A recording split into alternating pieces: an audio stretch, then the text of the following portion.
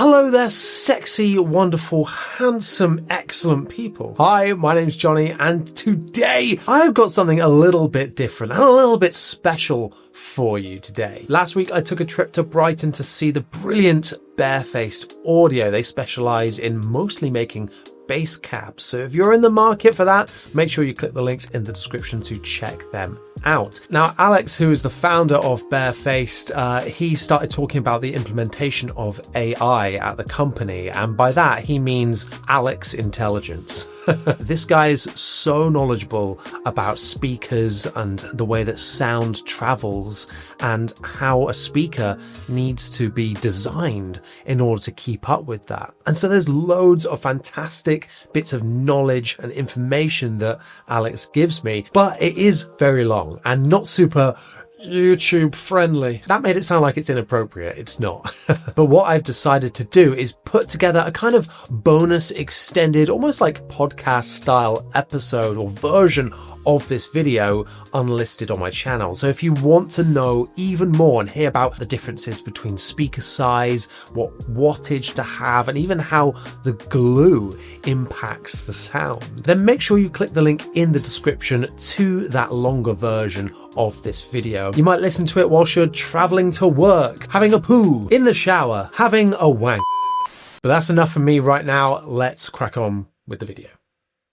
Hi, my name's Johnny, and today I am blessed to be at the wonderful, the beautiful Barefaced in Brighton. Here we are. I'm joined with Alex, what is actually your official role? Are you chief engineer? I don't know. I started this. We're in a not very beautiful building in our excellent little acoustically treated studio. And I started Barefaced sort of by accident. Pretty much by accident in 2008. It was just a DIY thing for me. Yeah. And I wrote about it online and some other people were interested. So I thought, I'll make a few and then sell them and then that'll be that. And look at us now. And here we are now. Yeah, fantastic. If you don't already, make sure you click the link down in the description to go and check out Barefaced and subscribe to their YouTube channel as well, because you do amazing in-depth deep dives of speaker cabinets and different sizes and the different ones that they do. And I think you guys are really fantastic at giving an honest look at sound and approaching it from a really practical perspective, which, I think is what bass players want. Yeah. At the end of the day, we're just trying to make music. We're just trying to make the music feel good. Yeah. I'm going to offend you now. I'm sorry. My interest previously or my passion of like gear and my excitement tends to dwindle the further down the signal chain you go. And so no one cares about speakers. We've been doing bass cabs since 2008. We started doing guitar cabs in 2019. They really don't care about cabs. I mean, they really, really don't care. I think bassists started caring about speakers to a degree a long time ago because they have always been the limiting factor. So the reason the Ampeg 810 caught on and stuck is it's loud. Being able to get loud enough in something you can carry yourself. But if you're managing to get loud enough and deep enough and fat enough in something you carry yourself, you then go, there we go. Yeah. Don't care. What's this shiny pedal? I love pedals. I like basses a lot, but I get confused by owning more than one. So I can only really mentally cope with one bass at a time. Fair enough. I have a noggin of bassist. I envy you there. But I can cope with many pedals. Yes, of course. We've got some amazing pedals at our feet, just out of shot on here, because we're going to be running some pedals through the amps that we're going to be demoing today. And the goal of today is for me to find my dream cab, the one that I would like to use live. I've, at the minute, for a bit of context, playing an Ashdown ABM 4x10. It gets the job done, but Barefaced is one of the only kind of cab companies that actually excite me. That I actually go, oh, not just that looks amazing and looks very pretty, but the engineering behind it excites me as well, and what you guys are trying to achieve. Yeah. And your whole process in getting what the customer wants really came across when I first inquired and wanted to come down and try out a few bits, because instantly I had all these questions about, okay, what are you trying to achieve. I actually think you'd like this, Yeah. instantly able to build that rapport with the customer, understand. It's a bit weird because I find myself imagining being on Dragon's Den and explaining the business to them and them all going, I'm out. This isn't scalable.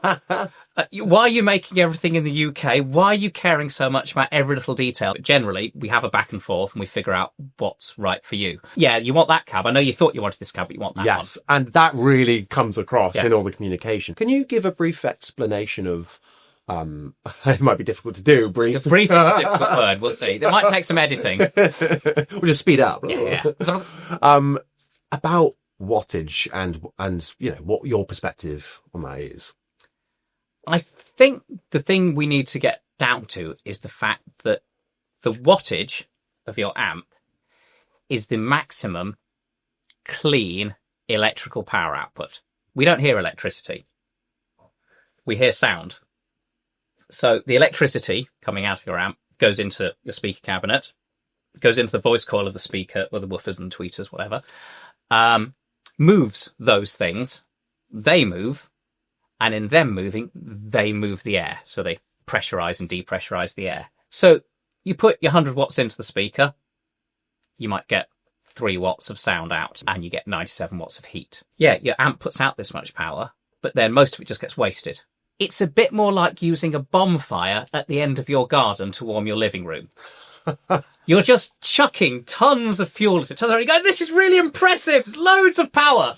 You go, feel it, yeah. Yeah. That is how appallingly inefficient they are. Wow. So you put 100 watts into a really efficient speaker. Although our guitarists might turn up with a 30 watt head, or God forbid, 100 watt head, they're probably only using a few watts of that a lot of the time. Yeah. So that's why we can get away with only 500 watts. I want to talk a bit now about what we've got behind us. We are going to be demoing 3 different cabs here to kind of try and determine what tickles my fancy the most and what is going to be the one. If you're playing in a band that does Nirvana stuff, there's a certain... You want a rumble and a punch in the face. Exactly. I want them to leave like, oh my God, like their hair's been blown off. You know? So that's what we're going for. We're going to be running through my Made in Japan Jaguar bass from Fender, and then into the pedal board, and we'll explain kind of a bit of the signal chain, and then into my head, then going into all of these cabs at once. No, we're using a switcher, which is behind Alex here, to change in between each one. And what we'll do is tell you with a visual on the screen which one we're going through and when.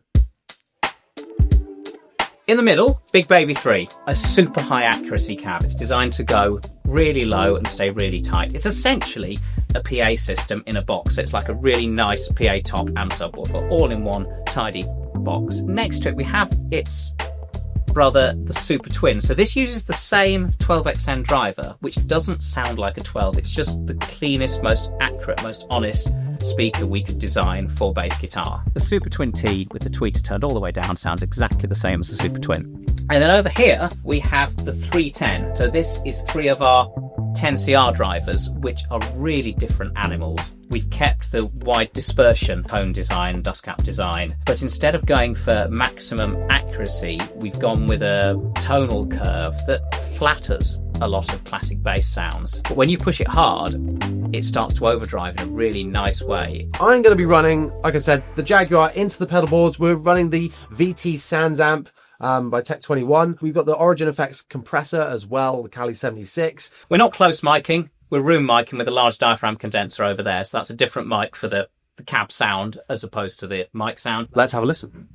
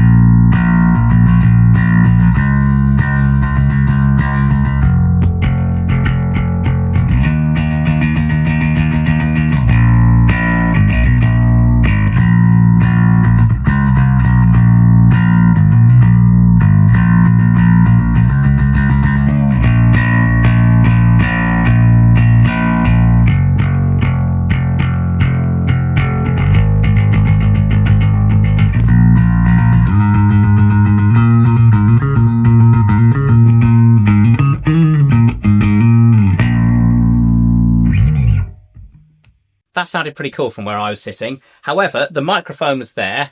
Johnny was there, so I'm concerned that you might not have heard the true high end from the Super Twin. However, our cabs do have quite good dispersion, or very good dispersion, so you may have heard it because it's coming round and bouncing off the room, because the room's always reflective. But let's just do a quick comparison. So note any change in the top end between the Super Twin over there, which we'll start on, and then the 310 here. Okay. Go! Let's go.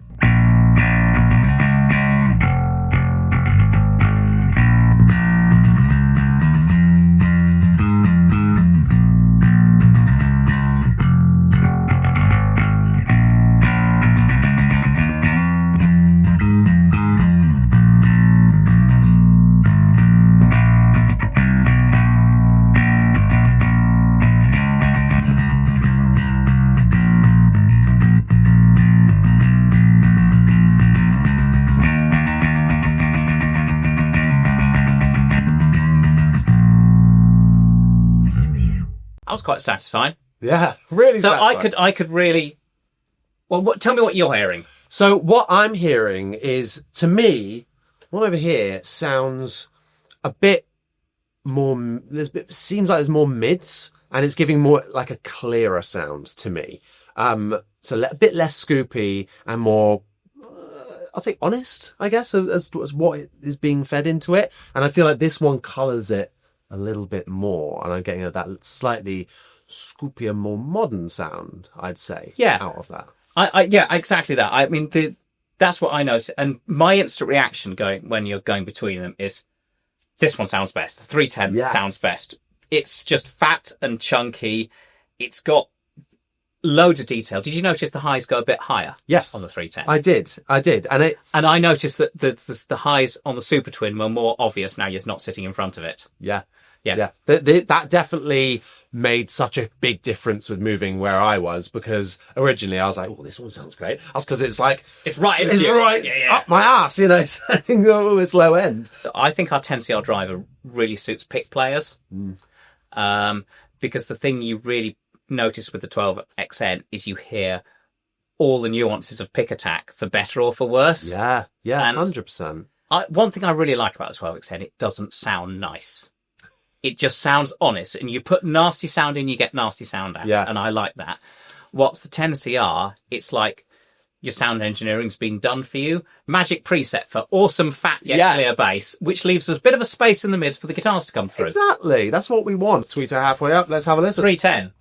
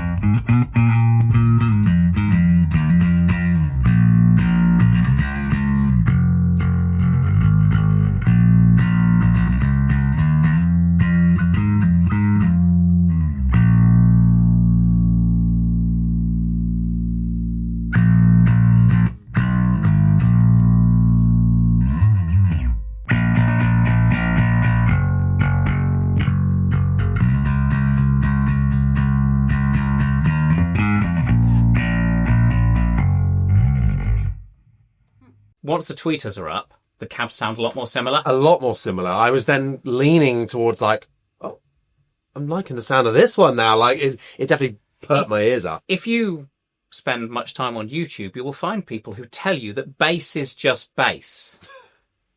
And it's really frustrating. I wish we just called it big guitar. Yeah. Rather than bass guitar or electric bass. And then people go, oh, it's big guitar, so it sounds like a guitar but lower. And that's it. Because functionally it has a function where the low end does a thing, but the low end has to have mid-range. Otherwise, the notes don't work harmonically. And you find that in a live mix with a band. At home, you're like, oh, this sounds incredible. It's super scooped. And you get live and you're gone. Yeah. And the start and stop of the note, so much that outlines the percussive nature of the bass, comes on the attack of the fingers or the pick, particularly when you're playing with a pick. So there's a lot going on. If you put lots of recorded bass sounds through an analyzer, you'll find that, guitar's here in the middle, bass is down here, and it's up here. The guitar sits there. The bass rigs go lower and higher than guitar, and it's part of the sound of bass guitar. Remember that bit. Yeah. You've got the sound you want to hear in your head. The other gear you have, so the bass, the amp, all your pedals, how you as an individual plays, and then the cab has to be kind of the bit that facilitates all of that and gels it together. And the crazy thing it is, because the thing about cabs is they're big, they're expensive, they don't seem that exciting because there's no knobs or switches. Well, there's a tweeter knob, but you know what they are? The only thing you actually hear. It's the only thing that actually makes any sound at all. Every other bit of gear doesn't make any sound. It's just playing with electricity. So it doesn't matter. That's not very fun. Wow. I've never thought about it that way. And like I said at the start, it was always like the least interesting thing to me in the signal chain. But this is making it so much more interesting. So now this is going into the rig, but now we're going to turn on the Big Booty Judy by Backburner Noise. Here we go.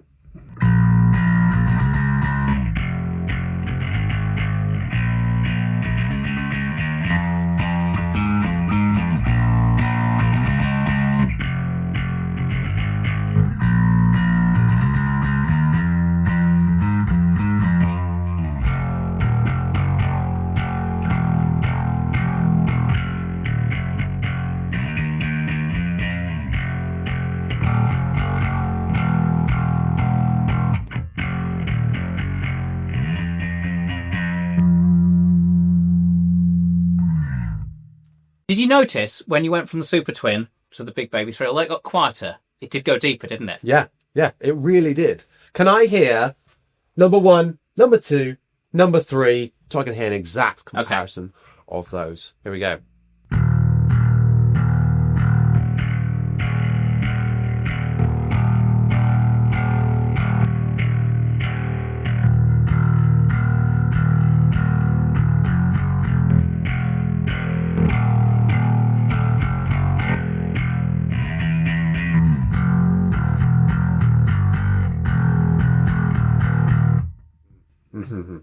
It's good, isn't it? It's good. It's so good. It's really tough. What we'll do in just a second is do a bit of a blind shootout between these.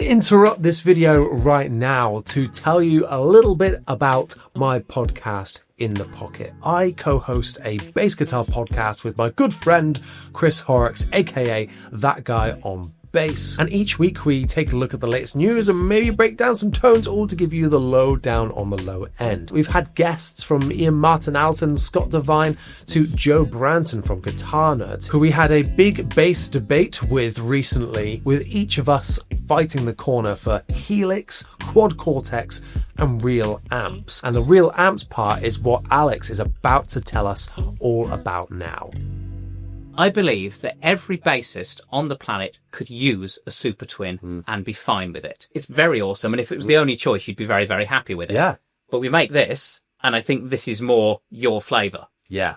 There is a magic, ephemeral thing that happens when music is really good live, when it's the right combination of people. And I think if you're using amps, good cabs that actually let everyone hear each other properly, you can get so much more energy happening on the stage, in the room, whether you're recording in the studio and you're trying to do it as much live as possible, or whether you're playing a gig.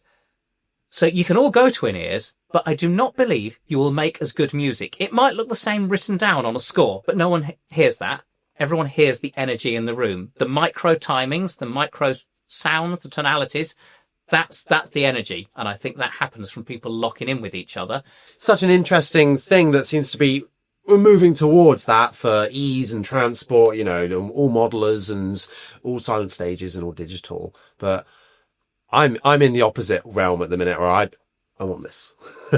And that, you know, I'm sure there'll be people in the comments that don't like that, and that's fine. But like, this is what inspires me and what I enjoy out of it as well. Because this is half of the fun for me as well. It's meant to be playing music, not working music. And getting rid of amps and stuff feels a bit too much like work. I love that sentiment. If you were someone who, instead of using an amp, was using a modelling rig, then you could just put the model sound you want into that. Yeah.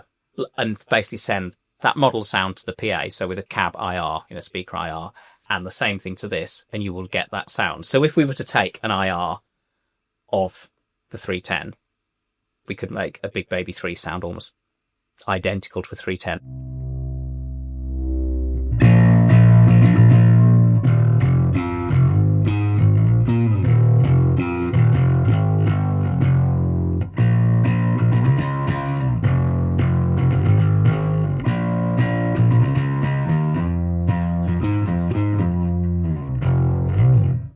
Well, Alex, thank you so much for taking me on this journey. I think I made my mind up, but I want to hear what you guys think in the comments down below. Let us know what you think about these cabs, which ones you like, and which ones that you would go for that suits your sound. Once again, thank you so much for watching.